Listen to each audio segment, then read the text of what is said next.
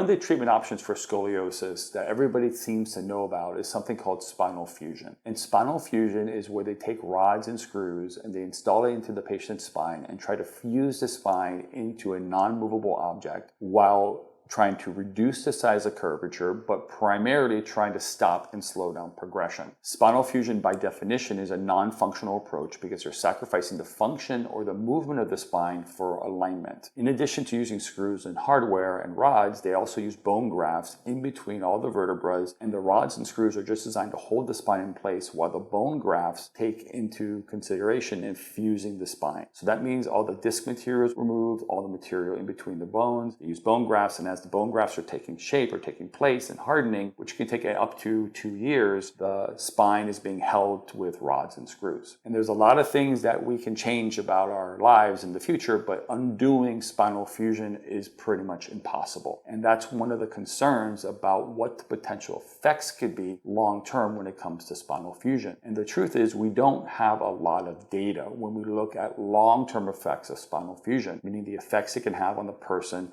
20, 30, 40, 50 years from the time the spinal fusion is performed. Considering that majority of these surgeries are performed in children, 12, 13, 14 years old, that are just finished puberty or potentially still going through puberty, and what the long-term effects for them, we don't know. And that's the debate, and that's what we hear a lot is patients are concerned about, well, what can happen 20, 30 years from now? And that's why a lot of my patients want to avoid surgery at all costs. And some of these risks that they're concerned about are definitely the effects associated with a significant surgery. And these risks are the same with any significant surgery. You're looking at infection, we're looking at hardware failure, we're looking at any type of thing that can happen with anesthesia. And these effects are real, and they're real for young kids going through a significant progression, or even adults that may potentially consider this surgery. We also know the initial outcome post-surgery is much more complicated for adults going through this surgery as opposed to children. So adults considering this surgery have a lot more to consider, because most children do come out of the surgery okay, and they do make it roughly 2 to 5 years doing well. It's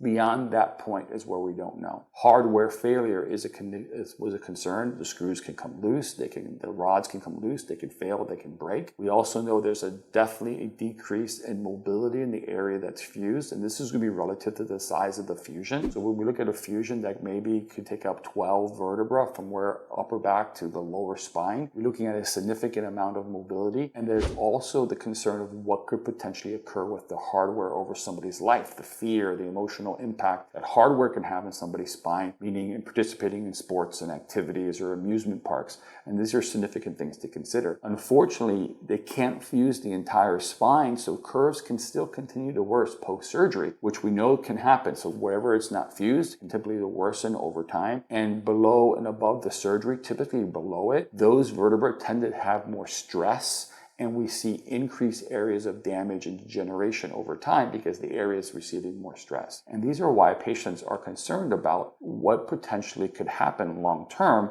And these are just the things that we know. We don't know a lot when we look 30, 40, 50 years from now. So therefore, if these risks exist, why do patients choose surgery? So when we look at patients and why they choose surgery, traditional medicine typically talks about surgery being a treatment for scoliosis once curves become severe. And the reason why they start talking about this is because it was once thought that at 40 degrees of curvature, which is normally the surgical recommendation, it was going to be some significant impact to cardiovascular function, pulmonary function, and potentially other things as the curve progressed. Today we know that this is not necessarily true, that the impact on the scoliosis that it potentially could have on that patient is unique to that patient. So patients may have no real significant cardiovascular pulmonary impact at 40 degrees. They may not have it at 50. They may not even have it at 60, 70, or 80. It is unique to that person. So the only way to know the impact that your scoliosis is potentially having is to have those systems actually tested and analyzed. In addition, there's typically no alternative treatments recommended for these patients. So it said there's nothing else you can do.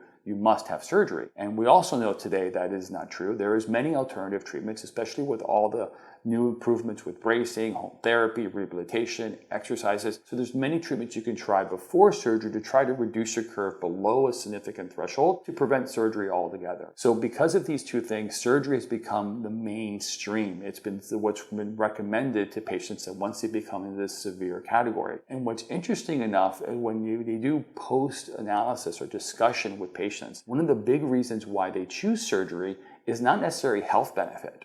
It's actually cosmetic benefit. They want to look better. They want to look more symmetrical. And with new approaches to bracing and therapy, we can get very similar cosmetic results without a huge scar up your back and without big rods and screws in your spine. So a lot of times cosmetic results can be achieved with conservative treatments. And in fact, in some cases, I could say it may even be better because you're eliminating the rods that are going up and down your spine and your back. So when we look at the overview of what can happen with patients with scoliosis, we know conservative treatment may be almost as good as surgical treatment in terms of reducing and achieving the results that patients want. The difference is the amount of effort it takes to achieve it. Scoliosis surgery is a lot of times sold as a simple process. You go into a hospital, you have a surgery over a period of 6 to 8 hours, even though it's relatively complicated. And then it's sold, oh yeah, then within weeks that you could be doing better. And then, within 3 to 4 months, your kind of limitations are kind of removed and you can go on your life. And there's nothing talked on beyond that 3-month to 6-month recovery. What the truth is, that's not really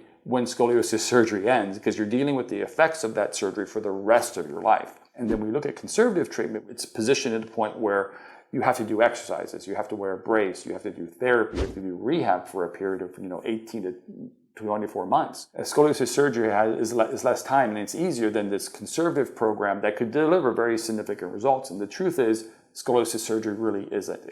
It may seem easier initially, but it's much more complicated in the long run. So therefore, when we look at treatment options, conservative treatment options should be something that should be done and considered and performed, and only when it fails is where we consider scoliosis surgery. And that's the approach that I would like to take with patients. And what I find is that if we can't help somebody with conservative treatment, then by all means, then that's when they should consider scoliosis surgery, because it is a more invasive, more life-altering, unchangeable type of procedure that you would have to live with the effects of for the rest of your life. I'm Dr. Naldo. Follow for more.